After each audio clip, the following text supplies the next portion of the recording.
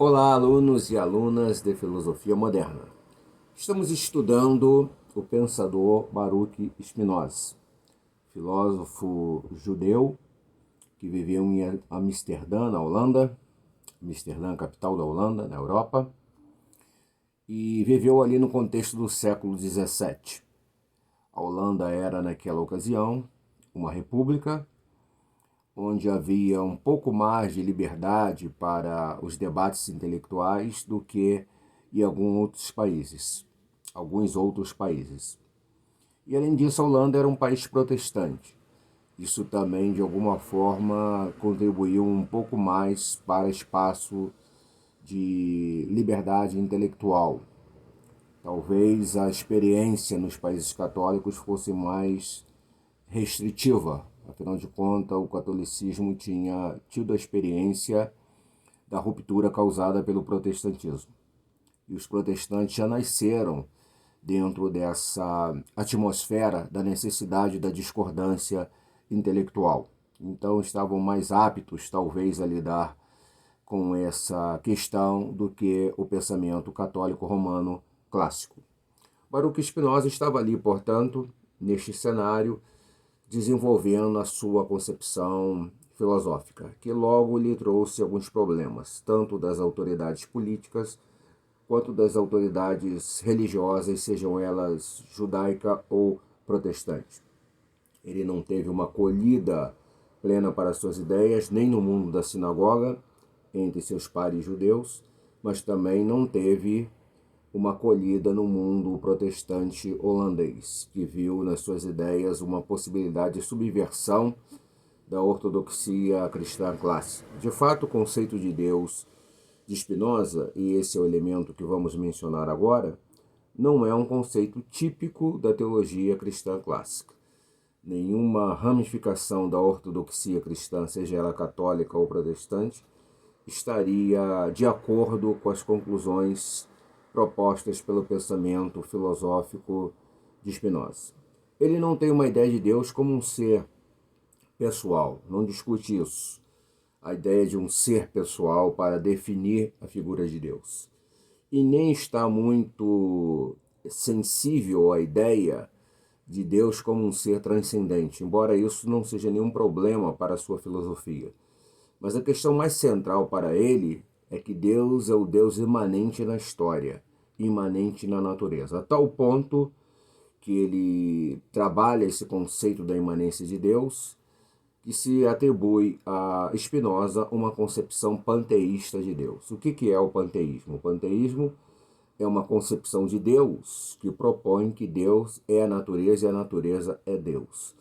É óbvio que o cristianismo, em qualquer uma das suas manifestações de ortodoxia, rejeitará tal ideia, entendendo que a natureza é criação de Deus, ela não é Deus. Deus está acima da natureza, é o criador da natureza. Para Spinoza, não. O que nós chamamos de natureza é extensão do próprio Deus. Então, Deus está ali na natureza de forma tão associada a ela que se pode dizer que ela é Ele, a natureza é Deus. Esse conceito gerou, evidentemente, uma resistência por parte das agências religiosas que dominavam o cenário da cultura holandesa desse período, no século XVII, e fez com que Spinoza não tivesse mais espaços garantidos dentro dessas comunidades de fé, seja ela judaica, seja ela protestante.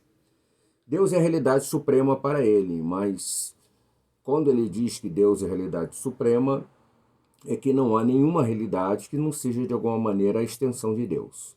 Ele não estabelece a ideia da existência de duas realidades, por exemplo, uma realidade divina e uma realidade criada. Não há isso.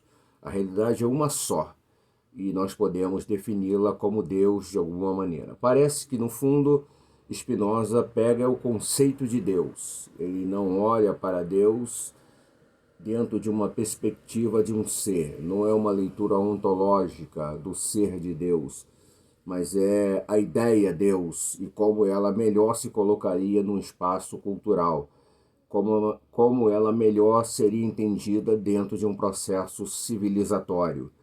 E, nesse sentido, a sua opção, ele vai optar por pensar Deus como a expressão máxima da realidade. Tudo procede dele e de tal forma que tudo, no fundo, também é ele. Spinoza pensa também que o mundo, por sua própria essência, é idêntico a Deus. E já disse isso em outras palavras. Aquilo que chamamos de mundo, ou como uma realidade global, como uma realidade completa, é Deus mesmo. Ou é algo que emana dessa ideia de Deus, emana dessa condição de Deus, dessa essência de Deus. Tudo que ele pensa é poder se afastar da ideia de uma concepção judaico-cristã de Deus. Um Deus como juiz, um Deus como soberano absoluto do universo, um Deus controlador e onipotente, onisciente, onipresente, que é o autor de toda fonte de moralidade e a quem devemos obediência no sentido de que devemos dar conta a ele um dia, através do seu juízo final. Essa narrativa típica do contexto tanto do Antigo Testamento quanto do Novo Testamento sobre a pessoa de Deus é o que Spinoza ignora. Eu não usaria a palavra rejeita, mas poderia usar perfeitamente a palavra ignora. Ele está ignorando essa concepção clássica de judeus, católicos e protestantes sobre Deus que emana das páginas do Antigo e do Novo Testamento. Sua concepção fica assim melhor definida como uma concepção panteísta. Deus está envolvido naquilo que a natureza mesmo é e expressa.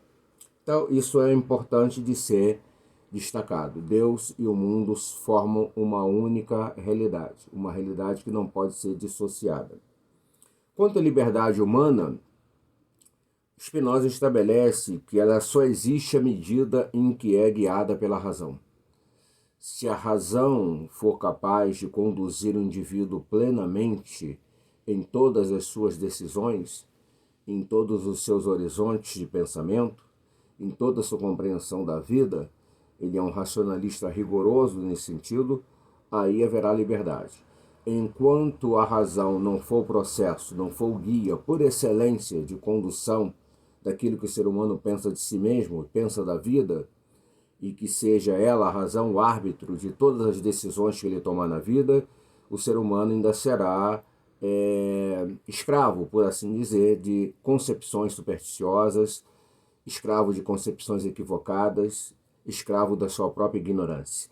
É a razão que vai levar o ser humano a fazer uma superação dessas instâncias e se colocar numa condição de verdadeira liberdade. Então, a verdadeira liberdade para ele está no exercício racional aprofundado, num exercício racional pleno, num exercício racional totalizante, que ao tempo todo o indivíduo seja capaz de, a partir da razão, pensar o mundo, pensar a si próprio e assim estabelecer critérios que sejam critérios bem adequados e bem justos de compreensão de si mesmo e da realidade que se insere. Agora ele fala um pouquinho mais adiante das características e destaca duas do que seria um homem livre, esse homem perfeitamente guiado pela razão. No nosso próximo encontro, ainda sobre a figura de Spinoza, estaremos falando dessas características da liberdade humana e apontando para alguns outros aspectos dessa filosofia complexa e interessante de Baruch Spinoza.